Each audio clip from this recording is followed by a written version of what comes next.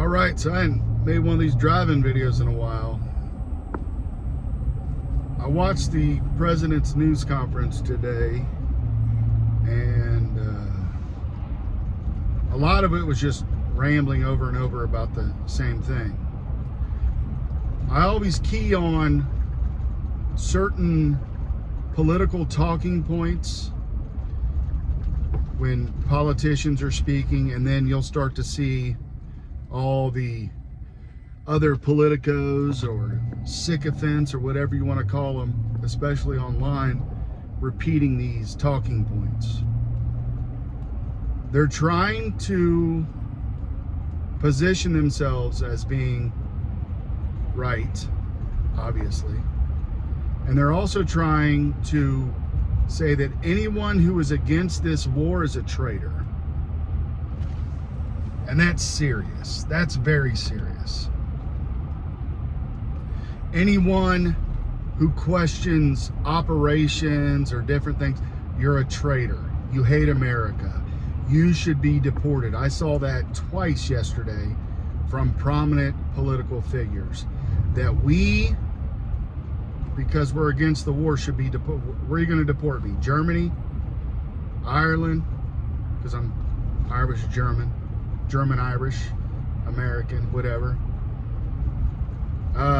So I see all this stuff, and then I watched the press conference today, and what Trump was talking about is Iran and bombing. He talked a lot about the rescue mission, and if I don't believe a lot of what's coming out of the Pentagon, I got to be quite honest.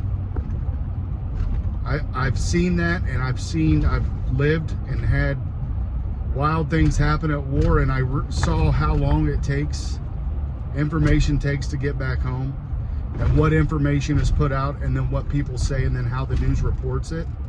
I've seen that firsthand, so I know that there is a little wiggle room there. So I don't believe everything coming out of the Pentagon. I'm not saying it's not true. I'm just skeptical on a lot of things. So with all the operations, you talk about the Maduro raid and this rescue of this recent pilot. Great things. And our military is badass. There's no ifs, ands, or buts. I've served with some pretty awesome people. But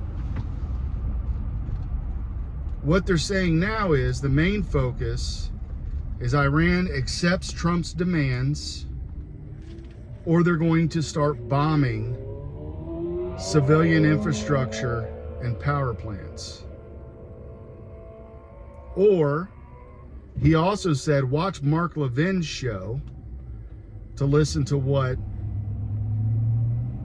I think, right? And basically Mark Levin wants to drop a frickin' nuke on Iran. There's a reason we haven't used nuclear weapons since World War II, because other people have them. That will cross a red line for many other countries. Okay, that's an escalation beyond escalation. And I honestly don't want to think about what would happen after that. So let's pray that doesn't happen. But secondarily, I've talked about many times the escalation of this war and how it will go. Earlier today, we closed out the market of oil at 112. I'm actually literally driving by the gas station, and it's $3.99 again. $4, $4 a gallon in Ohio, when it was under $2 before the war started, in many parts of Ohio. So that's just a small escalation, but that's America, and America produces a lot of its own oil. We're talking about famine in Africa. This has worldwide consequences. Famine in Africa. Europe is going to start to get hit because it takes a long time for that oil to come around and go back into Europe. So Europe's going to end up getting hit. Well, who cares about we should all care about humanity, honestly. So anyway, if we end up following Trump's very unchristian plan that he laid out on Easter Sunday with his expletives, there's no wonder, I used to think, why didn't he put his hand over the Bible when he got sworn in? Oh, and then I naively believed that, it was a mistake. I don't think it was a mistake now. And I don't think you should either, but that's up to you. So if he follows through with this plan, bombing civilian infrastructure, civilian power plants and things like that, that's going to kill a lot of people. Think of an EMP or something like that. Babies are going to die on incubators. People on dialysis. Hospitals will go dark. How do you get a civilization or a society on your side if you do that? Wasn't that the plan? To turn Iran over to a civilized regime? Well, that's not the plan now. The plan is just to obliterate the country. Who signed up for that? And why? Because we've been at war with them, cold, hot, whatever, for 47 years. And because they had terrorists. They supplied terrorists with weapons. I get all that. But does that equate to the escalation where we are now? No, I don't believe it does. Because we handled that when they killed Soleimani. Remember when Trump killed him in his first term? The guy who supplied the terrorist and ran the IRGC? They took care of that. That was the revenge, supposedly. But now, we're so in bed with Israel that we're going above and beyond, escalating all of this into something that could turn into World War III. So those are my initial thoughts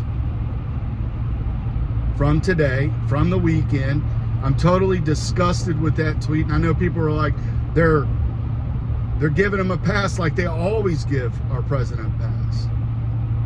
He's a politician. We do not give our politicians passes because we think he's cool and he talks tough. That's not what we do. That's not what America that's not what it was designed to do. You fight wars when you have to. This is definitely, and I don't even like using the term the Democrats have come up with, like, I talk about talking points, a war of choice. But I don't know what else you call it, because Trump and his cabinet, some of them, chose this war. We didn't choose it. And maybe some of you are for it. And I question that. Why? Why would you be for something that has no net benefit for our country, for America first? What happened to America first? And not to mention the men and women who have already been killed or wounded in this war. Or the money, the equipment.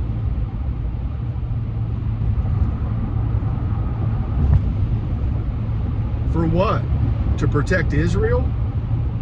To give Israel their greater Israel project, so Israel can invade Lebanon with a Christian president, killing Christians in Lebanon?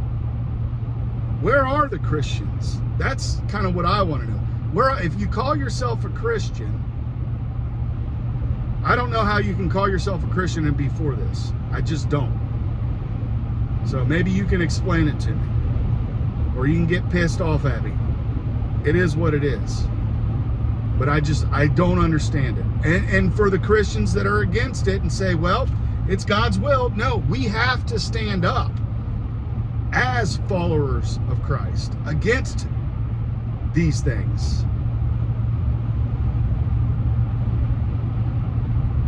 Like Jesus did in the temple. right? People always use that to go to war. Well, Jesus flipped tables. Brood of vipers, all that, right? A lot of you read the Bible. Anywho, those are my thoughts. There's 10 minutes of me bloviating. What do you think? Peace. Love you.